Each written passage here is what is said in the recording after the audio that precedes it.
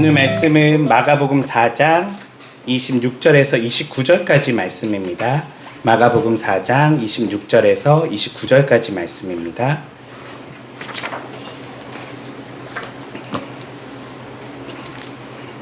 네, 같이 한 목소리로 짧은 구절이니까 함께 읽도록 하겠습니다. 예수께서 또 제자들에게 말씀하셨다. 하나님의 나라는 이렇게 비유할 수 있다. 농부가 땅에 씨를 뿌려 놓으면 그 씨는 농부가 자든 깨든 밤낮으로 싹을 틔우고 스스로 자라난다. 씨가 어떻게 해서 그렇게 스스로 자라나는지 농부는 알지 못한다. 그것은 땅이 저절로 씨를 자라나게 하기 때문이다. 처음에는 싹이 돋고 다음에는 이삭이 나고 마침내 나달이 알차게 맺힌다. 그래서 곡식이 익으면 농부는 낫을 대어 곡식을 거두어 드린다. 추수 때가 되었기 때문이다. 아멘. 네, 오늘 말씀은 농부가 땅에 뿌린 씨와 같은 하나님 나라, 농부가 땅에 뿌린 씨와 같은 하나님 나라라는 말씀으로 함께 하나님 말씀 나누도록 하겠습니다.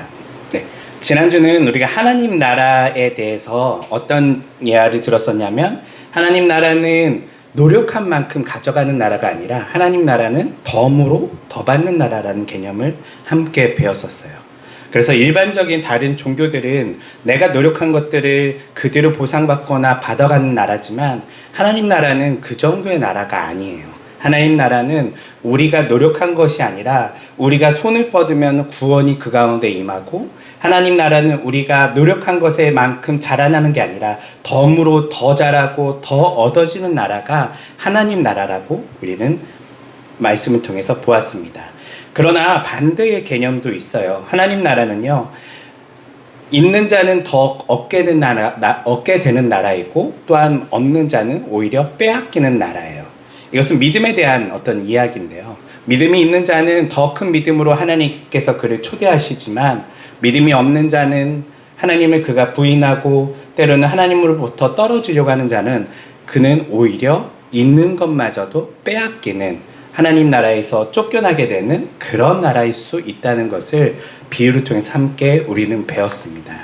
이것을 배운 이유는 단순히 우리가 어떤 것을 통해서 노력해서 얻어라 이게 아니라 하나님 나라가 그런 거라는 거예요. 우리가 자꾸 하나님 나라는 우리 머릿속에는 기존에 가지고 있던 종교적인 어떤 생각들, 예를 들면 한국인들에게 하나님 나라는 어떤 나라일까요? 네, 천국이란 개념이 우리 한국인들은 어떻게 가지고 있죠? 네, 우리 저 어렸을 때 보면 그 은비값이라든지 배추도사, 무도사가 이렇게 나오는 만화에 보면 거기에 하늘 위에는 이렇게 할아버지 한 분이 계시고 거기에 이렇게 부채를 들고 있는 이렇게 선녀들이 있어요. 그러면서 뭔가 그런 존재들이 이렇게 하늘에 있는 천상의 나라, 이런 개념을 우리는 가지고 하나님 나라를 생각하잖아요. 그러다 보니까 하나님 나라에 대한 우리들의 시선은 그런 어떤 생각으로 하나님 나라를 바라보지만, 사실 우리만 그런 게 아니라요. 각 나라마다 다 하나님 나라에 대한 고정관념이 있어요. 특별히 지옥은 또 어때요? 지옥은 우리나라 사람들은 어디서 이 느낌을 가지고 오냐면 불교적인 어떤 느낌으로 지옥을 생각하거든요. 지옥은 여러분들 그 영화 보셨죠?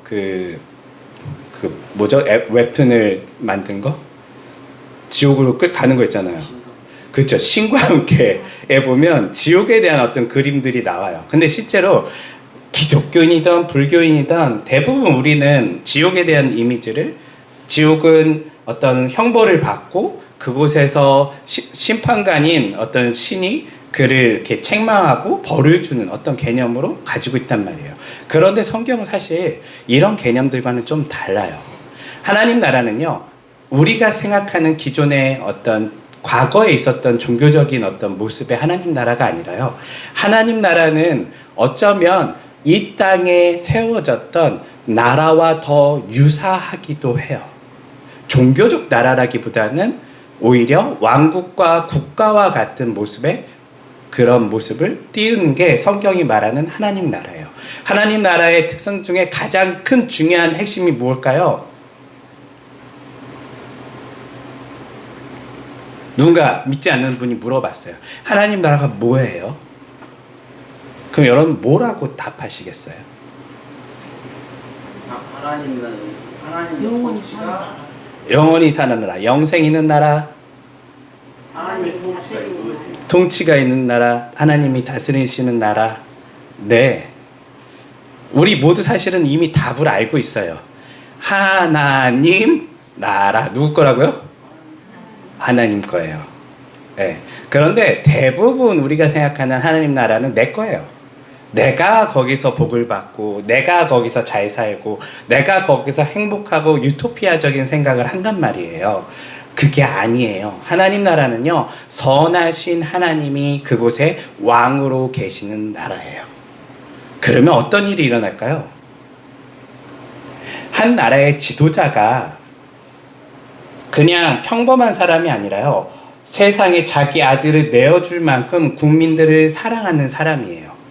그런 나라에 여러분들이 산다면 어떤 느낌일까요?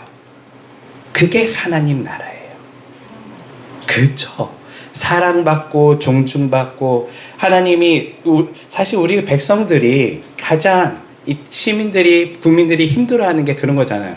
내가 여기 이 나라에 살면서 이 나라가 나를 무시하고, 이 나라가 나의 생각을 존중하지 않고, 뭐 이런 것들에 대해서 우리는 화가 날 때가 있잖아요. 때로는 지도자가 뭔가 도덕적이지 않다던가, 아니면 지도자가 미련하다던가, 이런 어떤 상황 속에서 우리는 그 나라에 사는 것 자체가 얼마나 힘든 일인지 우리는 역사 속에서 많이 경험을 해왔었어요. 반대로 한번 생각해 볼게요. 그런데 하나님, 세상에 가장 지혜롭고 사랑이 충만하시며 모든 것을 우리에게 내어주시는 그분이 왕으로 있는 나라에 우리가 백성으로 있다면 그 나라는 어떤 나라일까요? 그게 하나님 나라라는 거예요. 그래서 제가 이 이야기를 조금 하는 이유는, 기본적으로 예수님께서 하나님 나라를 비유로 여러 가지 이야기하시는 이유 중에 하나가 바로 이거예요. 우리가 가지고 있던 고정관념을 깨버리는 거예요.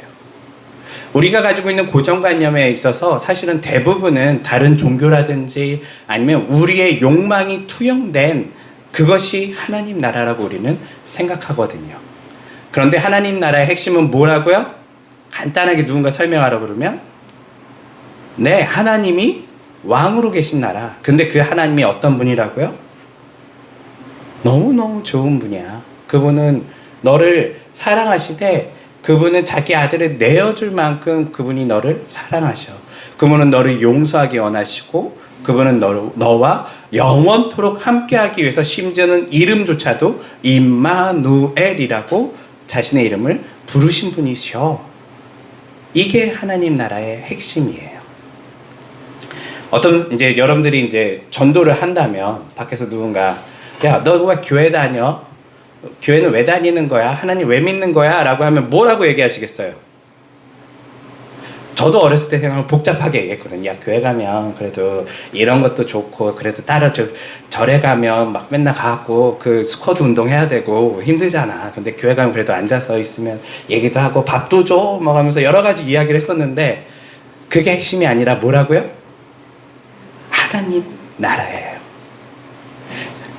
제가 그래서 이 말씀을 또 하나님 나라에 대해서 공부하면 공부할수록 느끼는 게 괴리감이 있어요. 왜냐면 우리는 왕정 시대에 살아본 적이 없잖아요. 네. 그러다 보니까 기본적으로 현대를 살고 있는 그리스도인들은요, 하나님 나라를요, 이해하지 못해요. 지금 현대 민주주의 국가에서 가장 좋은 나라는 뭐예요? 자유가 있고 복지가 있고, 맞아요. 누굴 위해? 나를 위해. 이게 민주주의 국가의 어떤 중요한 핵심이거든요. 나의 개인의 자유와 개인의 행복과 이런 것들이 온전히 추구되는 나라가 이 땅에서 가장 현재 민주주의 국가로서의 어떤 이상적인 모델이라면, 근데 하나님 나라는 이거하고 좀 달라요. 하나님 나라는 누가 주인이라고요? 하나님이 주인이세요. 여기에는 때로는 우리의 행복 추구와 부딪힐 때도 있어요. 왜냐하면 우리의 행복은 대부분 그릇된 행복이 많거든요. 우리 아이를 키워보다 보면 이런 게 있어요. 아이들은 몸에 좋은 걸 좋아할까요? 아니면 몸에 안 좋은 걸 좋아할까요? 몸에 안 좋은 걸 좋아해요. 초콜릿, 사탕, 뭐 이런 것들을 젤리 같은 걸 좋아한단 말이에요. 그러면 이 아이는 지금 엄마가 해주는 맛있는 소고기 반찬을 먹는 게 행복할까요? 이 아이는 지금 초콜릿을 먹으면 행복해질까요? 초콜릿을 먹으면 행복하단 말이에요. 네. 이와 같아요, 사실은요. 우리가 이 땅에 그리스도인으로 살면서 하나님 나라 백성이라고 하지만 우리는 끊임없이 하나님께 뭘 요구하냐면 나의 행복을 추구하기를 바래요. 그래서 하나님께 초콜릿 주세요. 사탕 주세요. 그러면 하나님이 그거 안 주면 어떻게 하죠? 우리는요. 하나님 나라는 안 좋은 나라구나. 그리고 하나님을 떠나버려요. 그런데 하나님이 정말 좋으신 분이라면 우리한테 뭐 줘야 될까요? 몸에 좋은 음식을 주시는 분이 하나님이세요. 그래서 성경은요, 우리에게 고난을 주심은 바로 이 때문이래요. 고난이 있어야 그가 건강한 그리스도인으로 자라날 수 있기 때문에. 우리가 늘 모든 것이 때로는 어떤 것은 우리에게 맛있고 어떤 것은 쓸 수 있지만 하나님께서는요, 우리를 깊이 사랑하셔서 때로는 우리가 쓴 거라도 먹게 하세요. 누가 행복하기 위해서? 예, 하나님은 우리가 어떤 것을 먹어야 가장 건강하고 행복하게 자라날 줄 알아요.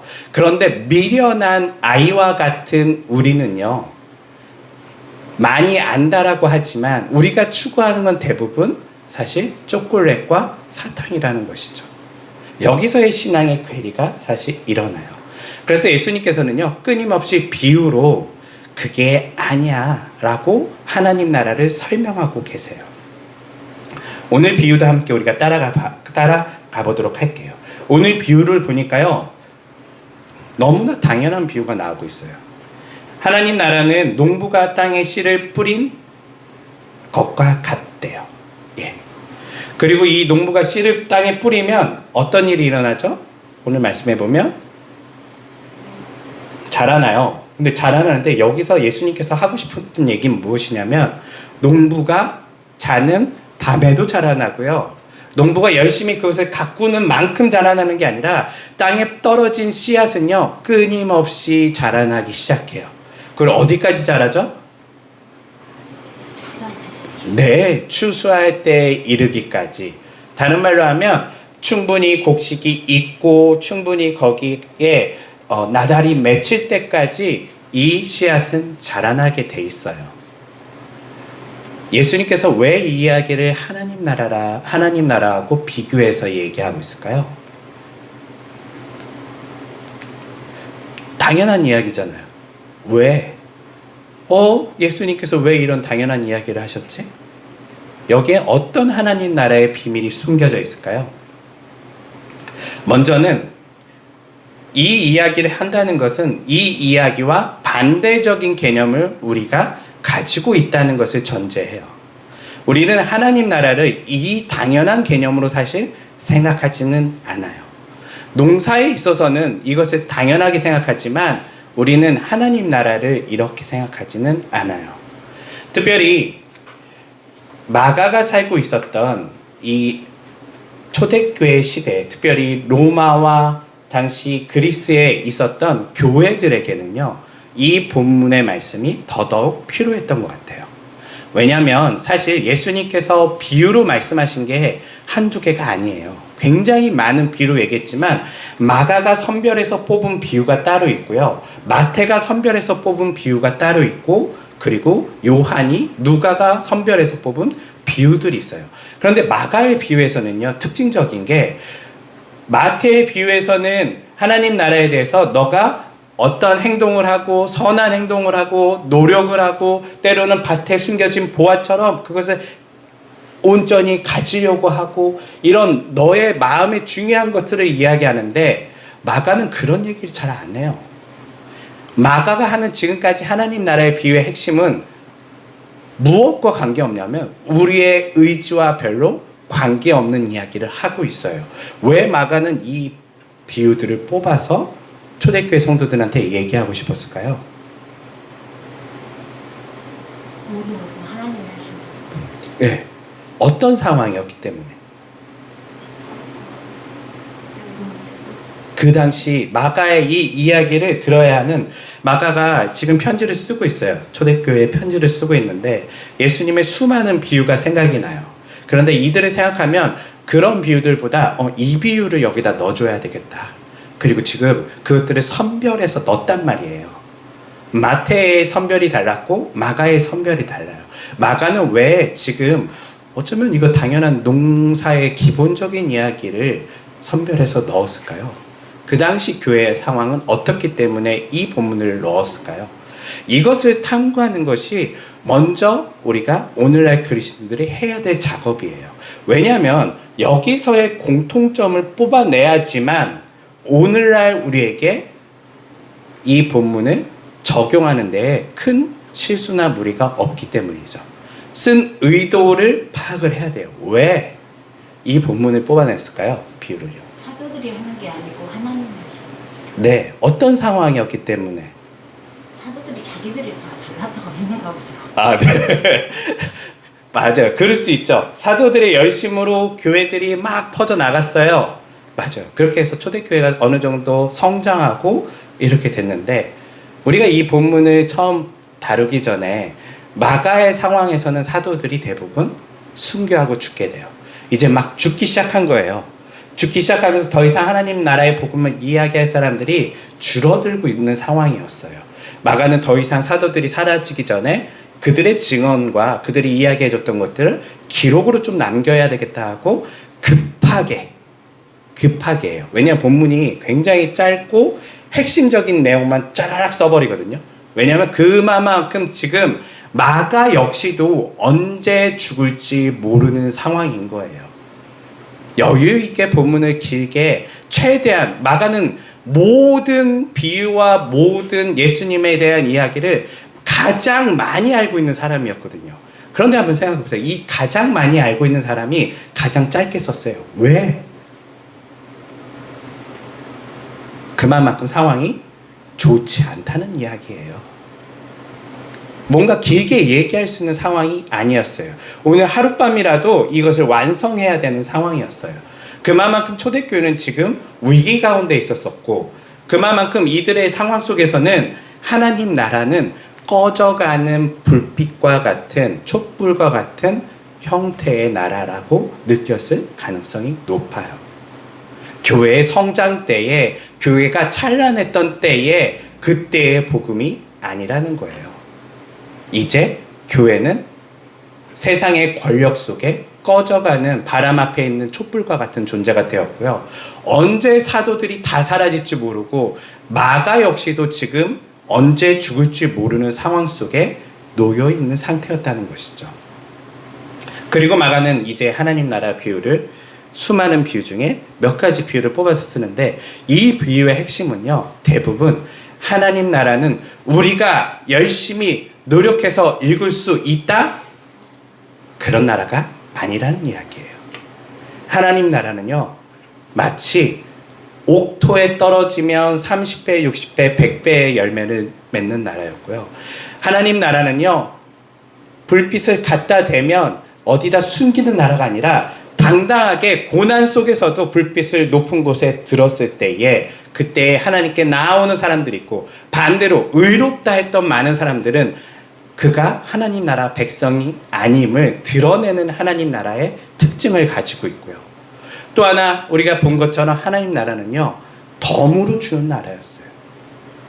노력해서 얻는 나라가 아니라 내가 하나님을 믿었더니 하나님 나라의 비밀이 덤으로 막 나에게 주어져요. 다른 말로 하면 은혜의 나라라는 거예요. 다른 종교는 끊임없이 여러분들이 레벨을 높여야 되잖아요.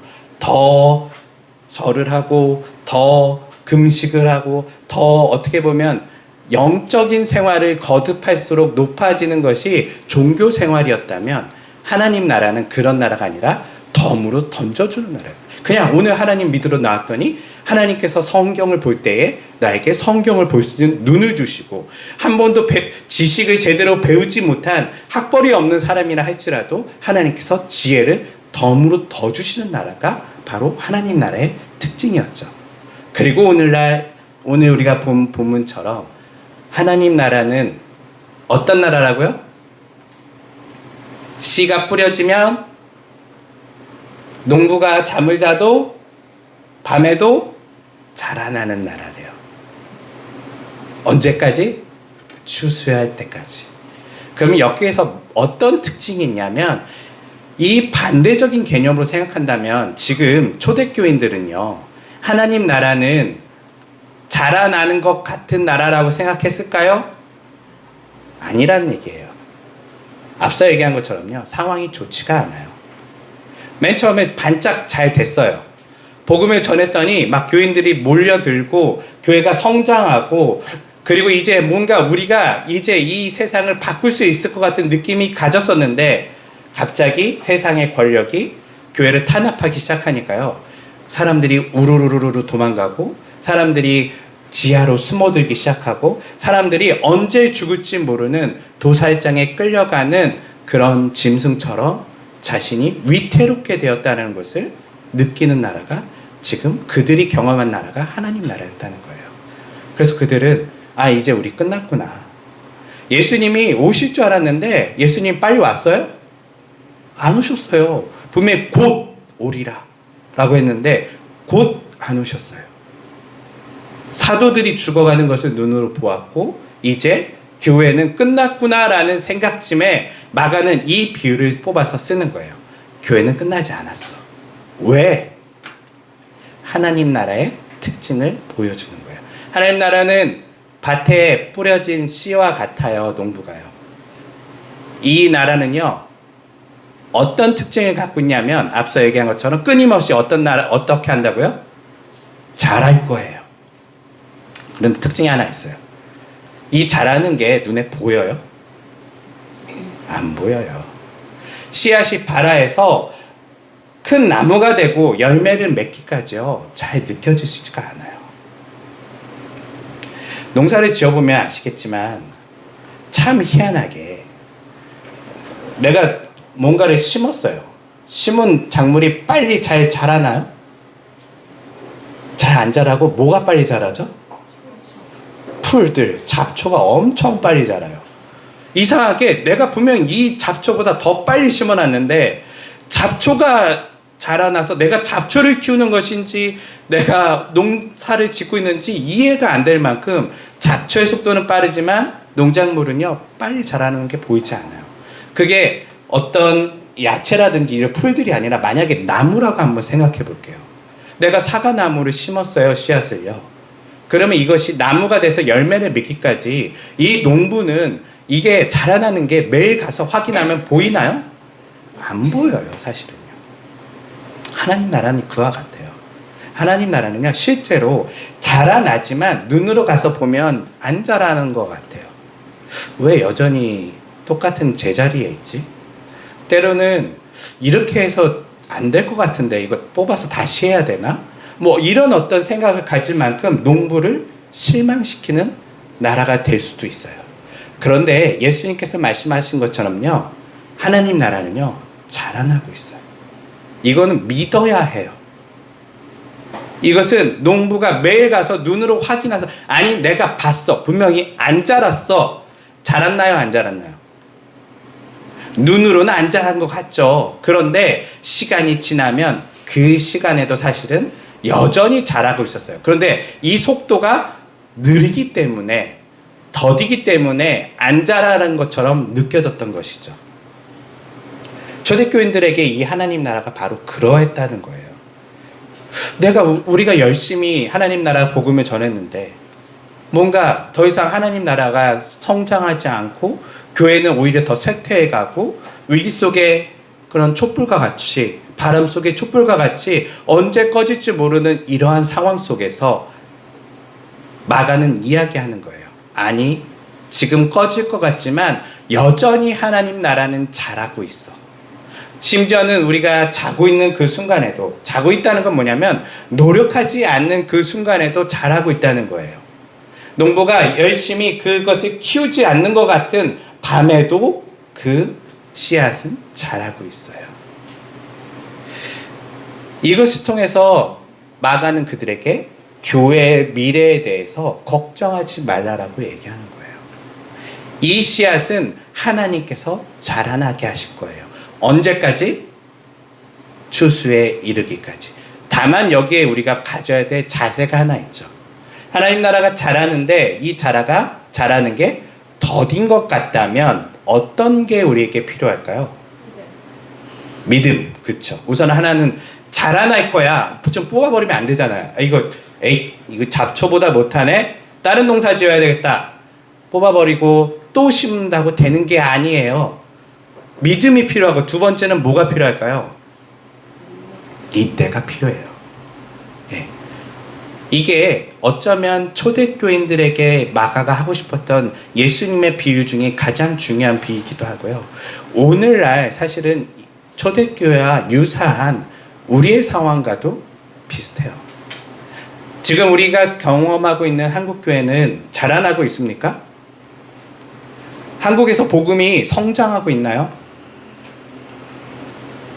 많은 학자들은 얘기해요. 이제 비종교의 시대가 왔다.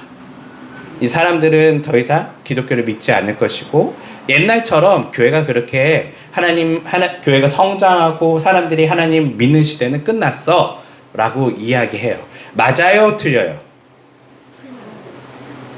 속으로는 어때요? 네. 솔직히 마음은 아니야 라고 하고 싶은데, 그런 사람 앞에서 아니라고 하기가 쉬워요? 인정할 수밖에 없는 상황이 많아요. 그렇긴 하거든요. 실제로 보이는 건요. 사람들은 더 이상 종교적이지 않아요. 심지어는 교회에 있는 사람들조차도요, 기독교 신앙에 있어서 옛날만큼 그렇게 하나님을 붙들고 살지 않아요. 왜냐면 더 이상 먹는 문제, 복지가 다 해결해주고 있고요. 여러분들의 많은 어려움들 누가 다 해결해주죠? 예, 국가와 사회 시스템들이 어느 정도 다 그것을 해결해줘요. 그러다 보니까 하나님께 기도할 필요가 있어요? 별로 없어요. 다른 말로 하면 하나님 나라가 성장하든 안 하든 별로 관심 없어요. 다만 나는 죽어서 어디 갈지 모르니까, 우리가 파스칼에 얘기하는 것처럼 조금이라도 유리한 쪽에 내 길을 걸듯이, 그래도 기독교를 믿는 게 조금 더 나은 것 같아. 아니면 하나님 나라에 대해서 내가 있는지 없는지 모르지만 없는 것보다는 내가 죽으면 그래도 하나님 나라에 가면 좋을 것 같아 라는 그런 마음으로 종교 생활과 신앙 생활을 하는 사람들이 사실 오늘날 굉장히 많아요. 더 이상 하나님 나라에 대한 소망은 별로 없어요. 그것이 성장하든 않든 크게 관심 없는 사람들이 오늘날 그리스도인들이라는 것이죠. 근데 이 모습은 마가 시대와 사실은 유사해요. 그들도 그렇게 생각했어요. 끝났다. 우리 세대에 예수님 잘 믿다가 그래도 여기까지 왔으니까 포기할 수는 없고 그냥 믿다가 가야지. 더 이상 복음의 진전, 로마의 권력을 봤더니 불가능한 것 같대. 사람들은 그렇게 생각을 했다는 것이죠.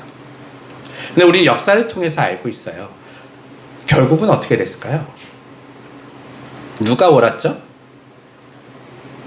예, 마가가 이야기하는 게 맞았어요. 로마는 기독교 교회를 완전히 복음을 없애려고 했는데요. 하나님 나라는요, 땅 속에서 자라기 시작했어요. 이제 보이지 않아요. 밖에는 기독교인 하나도 없어요. 로마가 얘기했어요. 기독교인 더 이상 없다. 우리 제국 안에는 기독교인 없다라고 했는데, 어느 날 300년이 지나고 딱 까봤더니 어떻게 됐죠? 세상에 기독교인이 바글바글해요. 초대교회보다 훨씬 더 많아요. 그런 일들이 일어났어요. 그리고 우리가 아는 것처럼 결국은 어떻게 되죠? 로마가 기독교를 국교로 인정하기 시작해요. 물론 이 과정은요, 정치적인 이유도 있고 여러 가지 이유 때문에 인정하지만, 다만 우리가 이것을 통해서 볼 수 있는 것은요, 이제 하나님 나라가요, 굉장히 많이 성장해서 세상 권력마저도요, 이것을 보면서 무시할 수 없을 만큼 성장한 모습이 당시 300년이 지나고 일어났다는 거예요. 그런데 이 모습이 1세기를 살고 있는 마가 시대의 초대교인들은 이거 볼 수 있어요, 없어요?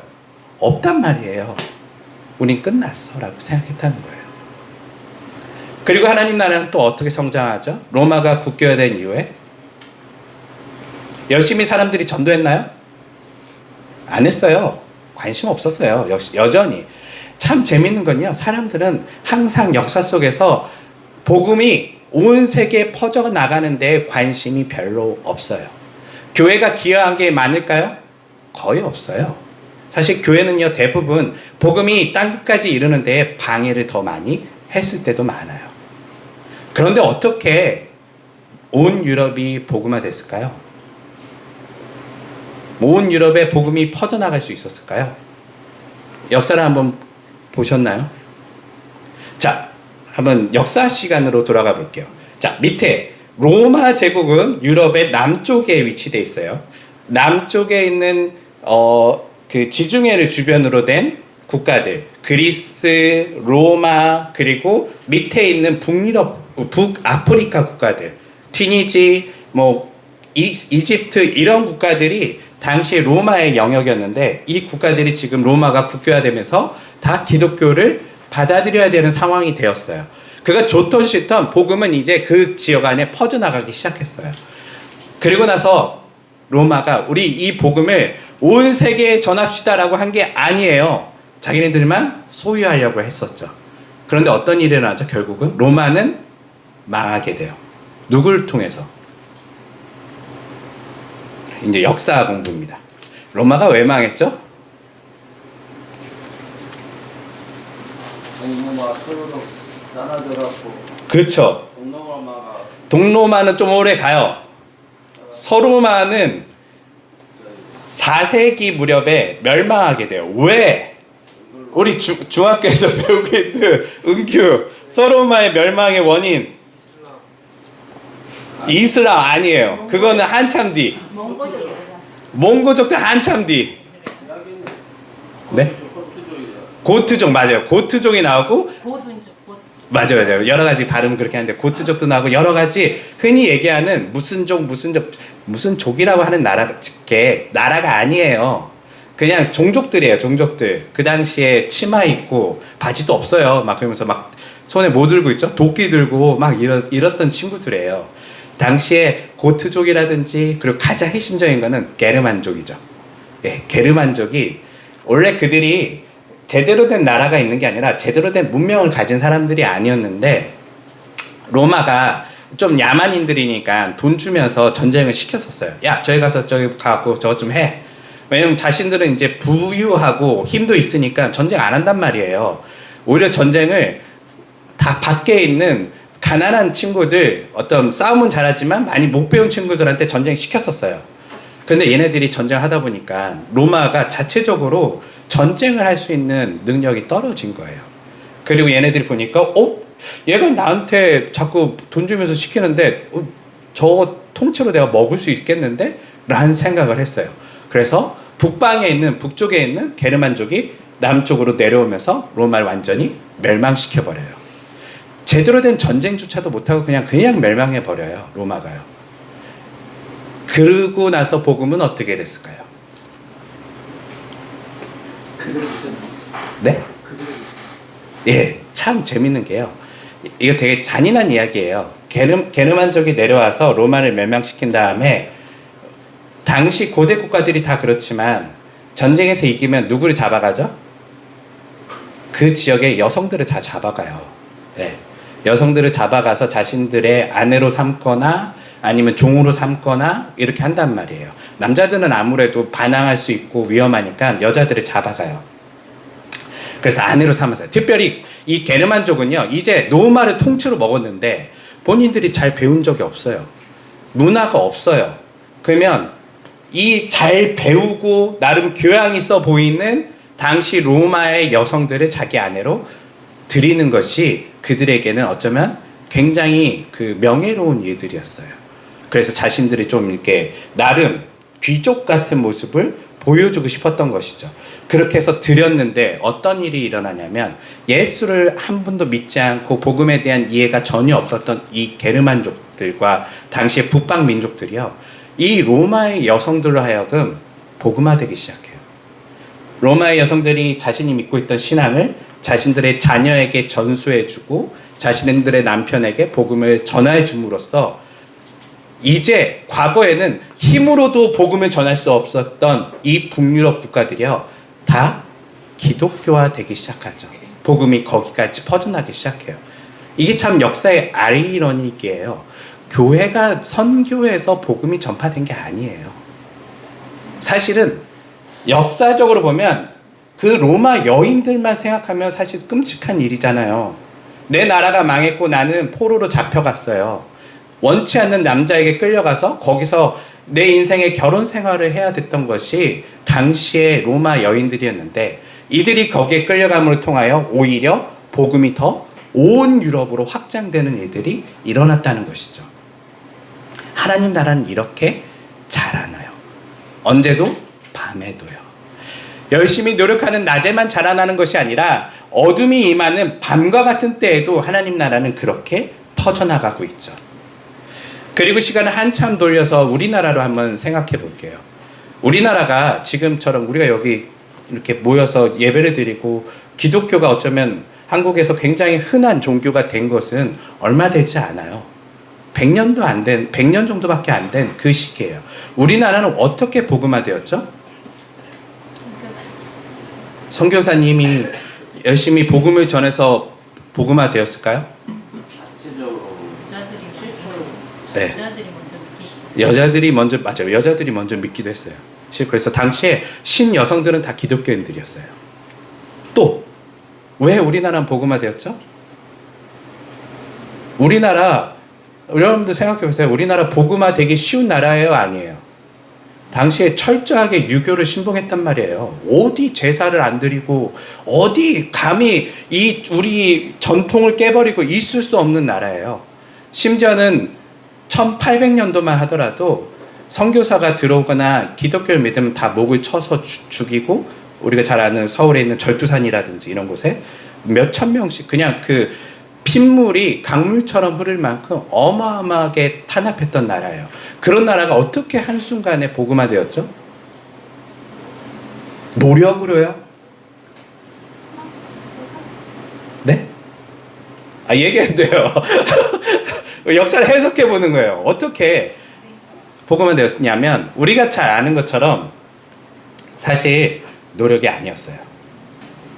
토양이 바뀌었어요. 무슨 말이냐면, 과거에는 돌밭과 같은 한국이었어요. 뿌리면 자라지 않아요. 뿌리면 뽑아갖고 던져버렸던 나라예요. 그런데 토양이 바뀌어요. 뭐 때문에 바뀌었냐면 일제치하가 시작이 되죠. 일제치하가 시작되면서 사람들의 마음속에는요, 더 이상 과거에 자신들이 믿었던 불교도 유교도 그 나라에 희망이 되어주지 못했어요. 사람들은 마음은 갈급해요.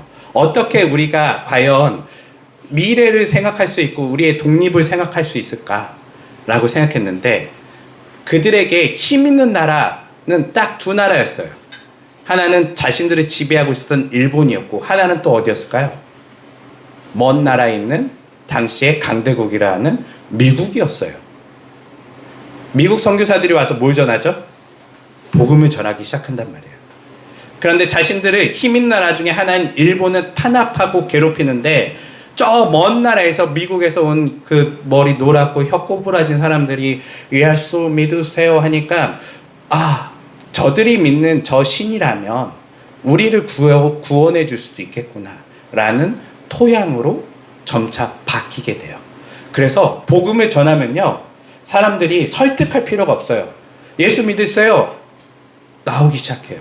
왜냐하면 더 이상 다른 것에 소망이 없었거든요. 그래서 급속도로 한국은요, 복음화되기 시작해요. 선교에 대한 연구와 역사에 대한 연구하는 사람들은 이렇게 얘기를 해요. 유일하게 아시아에서 기독교와 지배국이 다른 나라는 한국밖에 없었다라고 얘기를 해요. 다른 나라는 지배국이 기독교를 전했거든요.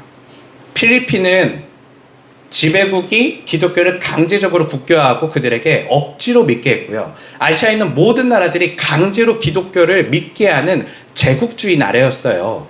그런데 한국만이 기독교를 전해준 나라가 따로 있고요. 이 나라를 지배했던 일본이 따로 존재했어요. 그러다 보니까 이 사람들의 마음속에는 믿지 말라고 해도 기독교 신앙으로 돌아가는 거예요. 저거 믿으면 우리도 저 미국이란 나라처럼 강해질 수 있겠지. 먹고 살 수 있겠지. 우리도 힘을 가질 수 있겠지. 저 신은 그래도 뭔가 우리에게 희망을 줄 수 있을 거야. 라는 마음 속에서 그 토양이 바뀌어서 기독교를 엄청난 속도로 흡수하기 시작을 해요. 제가 하고 싶은 이야기는 그거예요. 오늘 마가가 예수님의 비유를 든 것처럼요. 복음은요. 사실 80년대 우리가 열심히 노력해서 교회를 성장시켰었잖아요. 열심히 복음을 전해서 우리가 전도 폭발, 여러 가지 전도 프로그램 있잖아요. 열심히 해서 뭔가 자라나게 하려고 노력했던 것도 있지만 실제 대부분 언제 자라났다고요? 어둠의 시절에 자라나기 시작해요. 이게 굉장히 가진 특징이에요. 농부가 자고 있는 그 시간에도 하나님 나라는요 자라나기 시작하는데 어쩌면 저는 역사를 통해서 보면 그 속도가 낮보다 밤에 더 빨리 자라더라라는 것이 사실 역사를 통해서 보여지고 있어요. 오늘날 이것을 우리의 교회 가운데, 우리 시대 가운데 적용해 본다면 여러분들은 지금 낮에 계십니까? 밤에 계십니까? 먹고 살만 하세요? 세상 사는 게 즐겁고 행복하세요? 그랬던 적도 있고 아닌 적도 있겠죠. 저도 제 인생을 돌아보면 저는 20대를 생각하면 이렇게 웃음이 나올 만큼 저는 살만했어요. 네, 모든 부분에서 만족스러웠어요, 삶이. 야, 이 하나님 나라 너무 좋은 나라다. 이렇게 사는 게 너무 행복하다. 물론 지금 불행하다는 얘기가 아니에요. 하지만 이 편안하고 어떻게 보면 그런 뭔가 삶의 긍정적인 시간이 때로는 사라질 때가 있어요. 뭘 해도 안 되고 노력해도 안 되고 마치 밤과 같은 인생의 시간이 우리에게 주어진단 말이에요. 그런데 우리가 여기서 잊지 말아야 될 것은 무엇이냐면요. 그때에 뭐가 더 잘하고 있다고요? 복음은 잘하고 있다는 거예요. 하나님 나라는 그때에도 잘하고 있다는 거예요. 반대로 우리는 자꾸 생각하는 거예요. 뭔가 좋은 일이 일어나고 뭔가 성장이 일어나고 뭔가 더 윤택하고 잘 되는 일들이 막 일어날 때에 하나님 나라가 성장하는 것 같지만 실제로 역사를 살펴보면 그때보다 아무런 노력을 한 적이 없는 밤과 같은 때에 하나님 나라는 더 큰 성장을 이루더라라는 것을 우리가 깨달았으면 좋을 것 같아요. 다만 모든 시대가 다 똑같아요. 그 밤과 같은 시대를 경험했던 사람들은 하나님 나라가 성장하는 것을 눈으로 거의 보지를 잘 못해요. 왜냐하면 느리잖아요. 이 밤은 끝날 것 같지 않잖아요. 더 이상 아침이 오지 않고 그래 끝났어, 망했어, 이제 내 인생은 끝이야, 우리나라는 끝이야, 이런 시기에 우리 사람들은요 앞을 볼 수가 없단 말이에요. 그때 마가가 이야기하는 거예요. 그렇지 않아. 여전히 자라나고 있고 끝이 아니야. 더 성장할 것이고 결국은 어디까지 이른다고요? 추수의 때에 이르기까지 이 나라는 끊임없이 성장하고 자라고 있어. 이것이 오늘날 우리 시대를 부정적으로 진단하는 우리에게도 주어지는 복음의 말씀이라는 거예요. 사랑하는 성도 여러분, 교회는 희망이 있습니까?